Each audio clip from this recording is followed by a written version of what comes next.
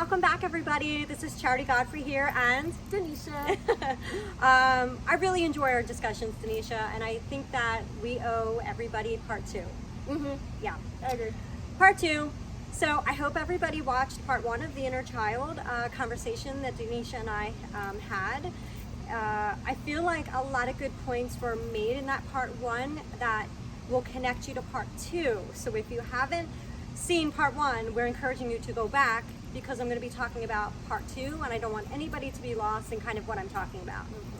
That makes sense, right? Makes perfect sense. Yeah. So just a tiny recap of what we talked about before was I was introducing the concept of inner child work, and that's what I do. I love to do that specialty.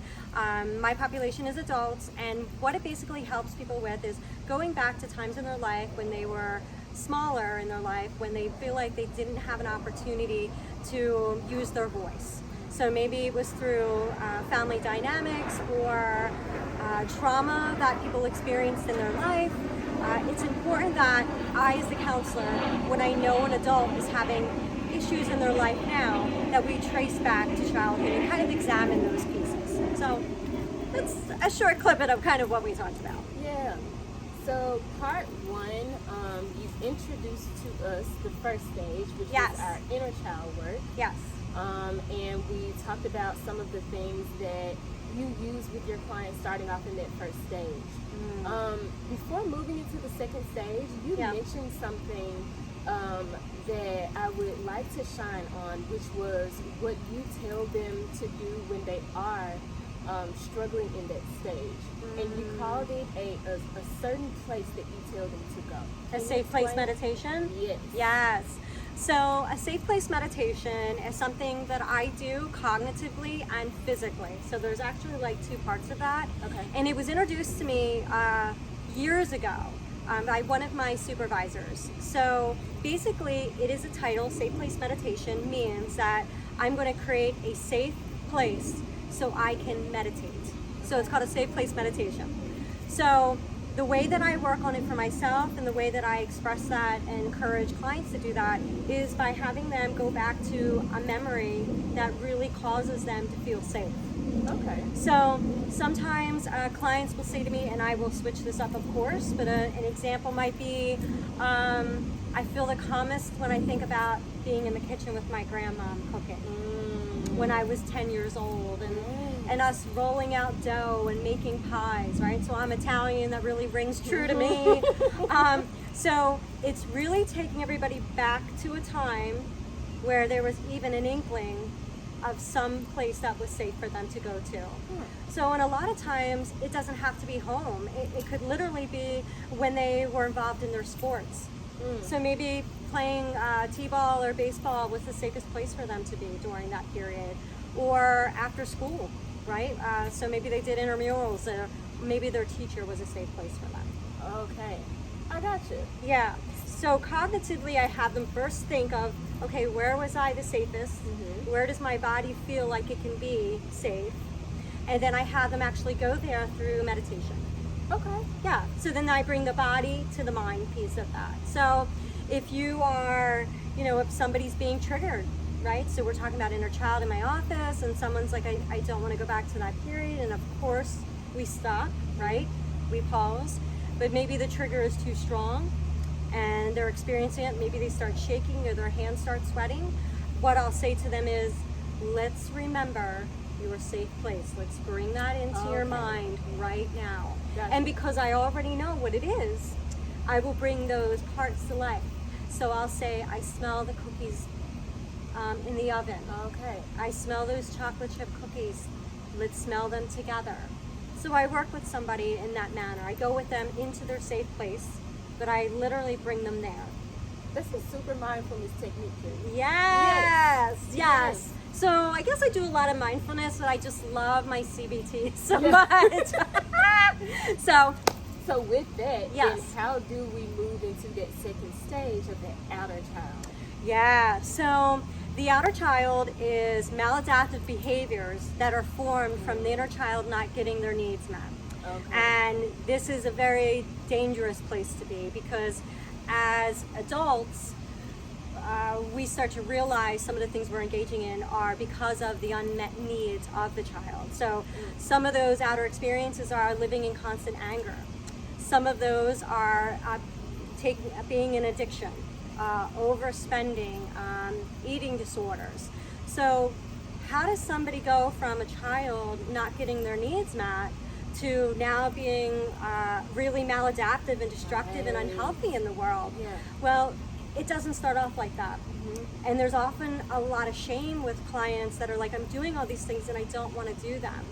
So what I do is I educate them and teach them that as a child, they started off as protective measures. Yeah. So that angriness, maybe at 8, when nobody was listening to you about the abuse you were incurring, that was a sign, but that was your way of using your voice. However, because of the years that kept going on where that need wasn't met and safety wasn't created, that anger has become a lifestyle. So we don't know how to connect with people well. Yeah, it's a lot. But it's important to know that we do what we're taught or what we see the most of. Yes. So, you know, that's why we as counselors, when we see children, I know a lot about that specialty. I know that's your specialty in particular. But when we see an angry child, we don't see an angry child. We see a child that's needing to express themselves. Yes. So, so that's really the first thing. And then once they realize, okay, so I was trying to say something back then, and now it's just snowballed out of control for me. So we look at those outer child behaviors. You know, a lot of them in this day and age, a lot of it is addiction and overspending. Yeah. Not being able to connect with your partner, your spouse, your children, right? Being busy is the biggest trauma response. Yes. Right? I got to go to the next thing. I got to be busy and do the next thing. I can't sit still. I can't sit still, Miss Charity. And I got that. So that's where that mindfulness piece of let's find a safe place where you can sit and recenter yourself, because when we do that, we make ourselves a priority, and it's the greatest form of self-love. The way that you just described it, what I'm hearing is be patient with yourself. Because when I recognize the things that I may have not gained in the first stage, that takes me to the second stage of now what does that action piece look like to either forgive myself, forgive the places that I did not receive it from, but being patient with myself to relearn those things, to implement them for my own self. Even if it's a matter of me implementing them through my journey with my own children. But it just sounds like that in that stage, it's a matter of you being very patient with yourself and understanding that just because I did not receive then does not necessarily mean that I am less than or that I cannot receive it going forward. Sure. And in order to receive that message, we've got to sit still. Right. Yeah. So it's like that Tasmanian devil thing. We want to keep turning around and turning around, and I'm too afraid to stop. However, no one explodes when they stop. No one's imploding. We build up more fear wrapped around what if I just stopped instead of just stopping. Right. So it's a lot of what I teach is we got to create that space between ourselves and the have-tos and the want-tos. We just have to be. So it is a lot of those pieces about the action steps, and that comes into the rising of our third discussion that, you know, we won't get into too much today, but that is the rising of the adult self. Is that self-forgiveness? Is that self-love piece? You know, but it takes a long time to sit and admit that we need to work on ourselves, because within that, remember, the outer child has adopted many distorted core beliefs, right? And when we hear them, us therapists, our hearts go out to them, because many of those statements are absolutely true. It is unfair. That wasn't okay, right? So all of those are accurate statements of that we need to be very self-compassionate towards. I fully agree. With when you get to that second stage of acknowledging yourself, I think for even in my own personal journey of acknowledging some of my own outer child behaviors, Sure. The biggest thing in that sounds like accountability with progress. Oh, yeah. Accountability with, if I acknowledge it, then now I do something about it. Yes. But then interpreting, well, what does the do look like? Does it Sure. look like me constantly being in action? Sure. Or does it look like that doing is just being with myself and accepting myself? Sure. So within that, there's a lot of different strategies that I employ, right? So somebody is like, okay, I'm ready to take accountability. I think I said in my first segment, which is really important to reinstate, is that it's hard to go back to the inner child because we're not there to blame parents. Right. And I get that. I'm very sensitive to that. So well, let's look at the outer child pieces now. We don't want to be yelling at your children, right? And, you know, like, so nobody wants to carry that hurt and pain around. Right. Right? We've got to let go of righteousness with that piece. Yes. Yeah. So we have got to ask for that help, just like you said. And then there's strategic, like coping skills that go into place that are specific to each person, right? Okay. So a lot of my clients come in and they've got wonderful support systems. So many of them have different religions that are supportive for them, or spiritual practices that are supportive to them, yoga and meditation and deep breathing, which makes sitting with yourself so much easier. Yeah. Right? Yes. So that healing process, in my 9 years of experience, it does go a little quicker, right? Because they can sit and they can do that. But the safe place meditation I teach people helps the other percentage that haven't cultivated those skills yet, helps them get to that space. So through the outer child, we start putting interventions in place, such as 10-15 minutes a day, just setting your phone timer and sitting completely by yourself. As an example of being patient with yourself. Yes. Not feeling like I have to have a full hour. Yeah. But starting off with baby steps on, this is the space that I want to grow. Sure. And so having a goal to get there, but then being very patient with, this is a tool that I'm just learning. Yes. This is something that I'm just now receiving or incorporating. Sure. So having that balance is about taking those small measures while working on those outer child behaviors. Sure, because we need to really, you brought up that word, self-forgiveness, right? Yes. So people say, oh, how do I do that? And then I say the biggest word to them, compassion, Yes. right? But the outer child does not like that word, right? Because the outer child is righteous. You know, a lot was done to me, and a lot usually is. Yeah.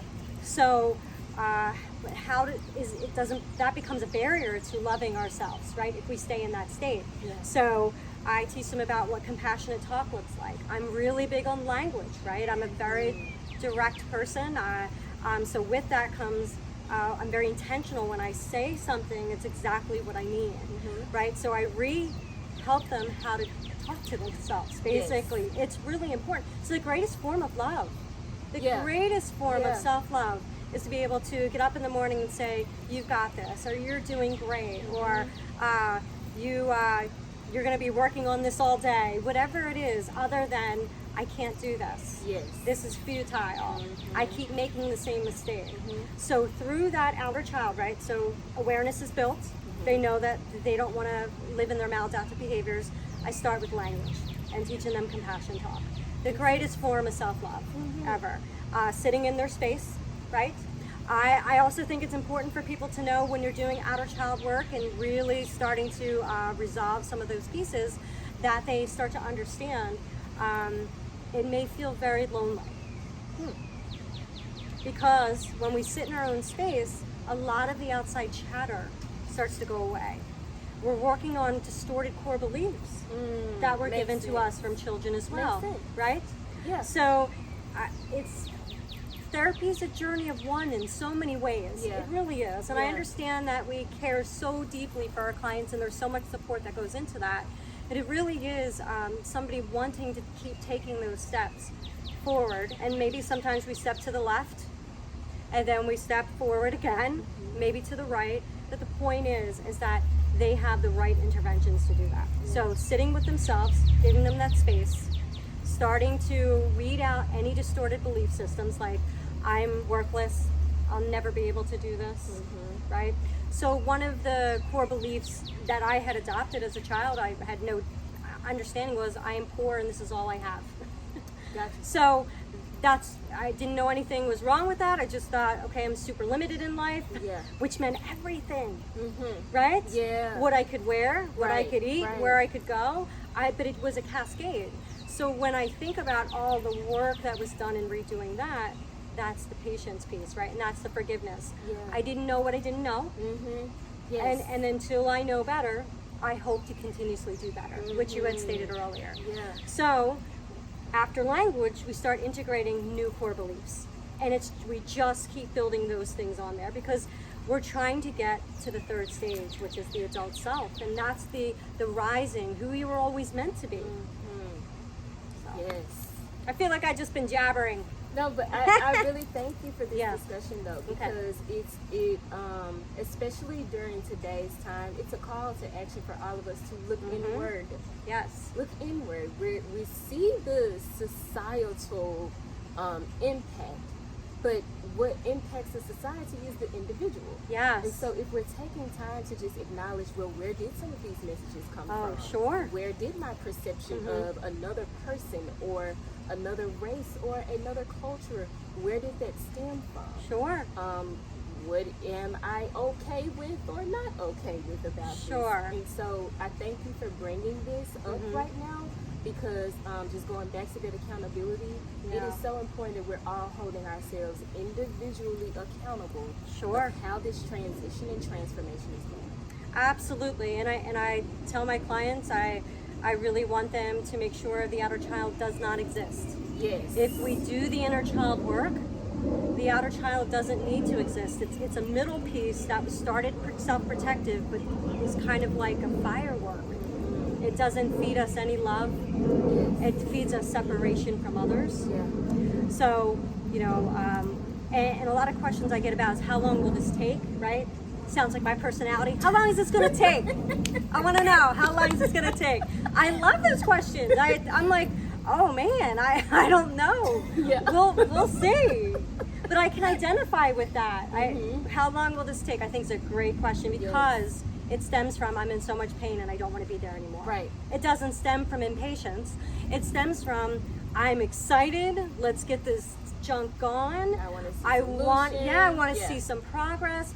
I want to feel better. There's a glimpse of feeling better, and that's where I want to be. So any kind of questions like that are fantastic, because they don't stem from impatience. It's like hope.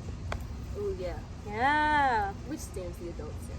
Which is totally the adult self. I'm excited for that conversation. I know. I think it's all exciting, to be honest. Yeah. But so there's a lot of different, like psychoanalysts out there that talk about the outer child and how it doesn't need to go away or be integrated or things like that. Just as a cognitive behavioral therapist, I always think that it's most important, if you're feeding your adult self as Rose, and keeps feeding the inner child what she needs or he needs or they needs, then it will be super important for that whole evolution. It'll be the catalyst for it to keep going, and the outer child won't rise. So a great question was posed, and of course I will change it up, right? As always, as ethical practitioners.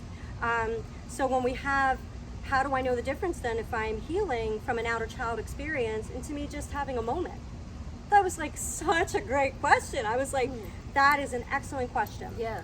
And the solid answer to that is that you immediately recognize it and you make it amends.